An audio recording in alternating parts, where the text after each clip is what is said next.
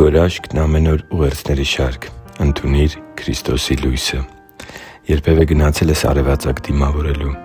Ես մի քանի անգամ մասնակցել եմ արևածագը դիմավորելու հատուկ կազմակերպված խմբային նախաձեռնությունների։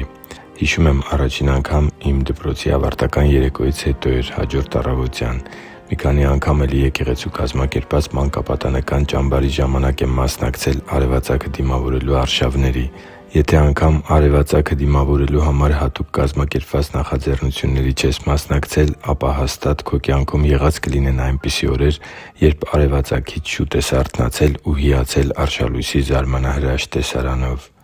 Սիրելի՛ բարեկամ, արևածագի մեջ ոչ միայն աննկարագրելի գեղեցկություն կա, այլև նոր հույս, նոր օրվա սպասելիքներ ու ջերմության ակնկալիք։ Արևածագը ազդարարում է գիշերվա ավարտը։ Այս ամենը ինձ մեկ այլ ճշմարտություն է հուշում։ Ինչպես որ արևն է ծագում գիշերվա խավարից հետո, հավատում եմ, որ հենց ճիշտ այդպես էլ մենք կարիք ունենք, որպեսզի մեր կյանքերում ծագի Տեր Հիսուս Քրիստոսի լույսը։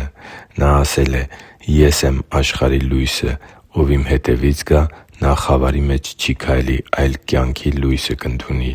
(տե՛ս Հովհաննես 8:12 խոսքը)։ Մենք Աստծու լույսի կարիքն ունենք, որպեսզի այն ծագի մեր կյանքի խավար ժամանակահատվածներում ու իրավիճակներում՝ մեր փորձությունների ժամանակ, մեր հիվանդությունների վրա, մեր ձախողումների ու սխալների մեջ, մեր կյանքի գորշացած ոլորտներում։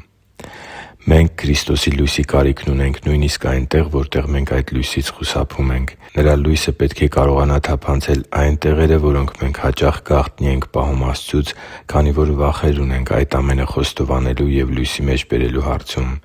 Երբեմն մենք փորձում ենք Ադամի նման թաքնվել Աստծուց։ Սրանք Ադամի խոսքերն են. «Պարտեզում քո ձայնը լսեցի և վախեցա, որովհետև մերկ էի և թաքնվեցի» (Ծննդոց 3:10)։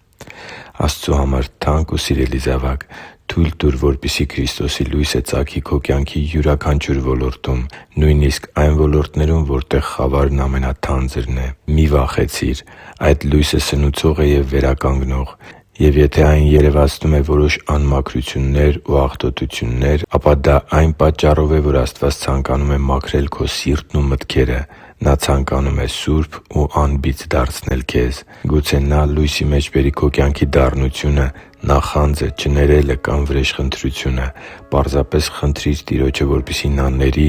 և Իր ծագեցրած լույսով ազատագրի քեզ այն ամեն խավարից, որ առկա է քո կյանքում։ Այո, եթե դու դառնաս Տեր Հիսուսի հավատարիմ աշակերտն ու նվիրյալ հետևորդը, եթե գնաս հենց այն ճանապարհով, որով քեզ ուղղորդում է Տերը, ապա երբե՛ք չես քայլի խավարի մեջ, այլ կընդունես կյանքի լույսը։ Հիշի՛ր, որ դու Աստծո հրաշքն ես, և Աստված սիրում է քեզ։ Շնորհակալ եմ, որ դու կա՛ս։ Սիրով և աղոթքով, Արման Մանուկյան։